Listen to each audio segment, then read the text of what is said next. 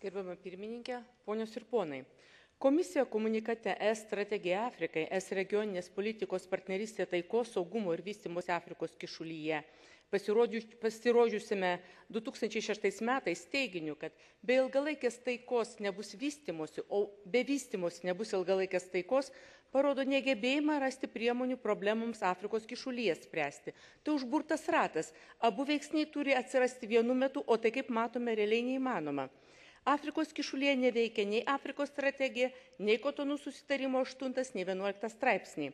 Regiono nestabilumas ir kariniai konfliktai, kuriuose dalyvauja ne viena šalis, ypač kraupus Darfūro pavyzdys rodo, kad Afrikos kišulių būtinas specialaus krizių valdymo modelis, apimantis karinių konfliktų židinių likvidavimą ir taikaus ekonominio, socialinio ir politinio gyvenimo kūrimą.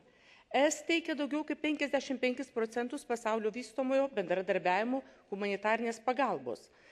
Afrikos kišulyje, vykstant kariniams veiksmams, realiai neįmanoma įvertinti, kas tai yra humanitarinė pagalba, kada ji prasideda ir kada turi pasibaigti, kada galima bus pereiti prie vystomojo bendradarbiavimo politikos tikrųjų tikslų, tūkstantmečio tikslų įgyvendinimo ir skurdo Afrikos kišulio valstybėse mažinimo.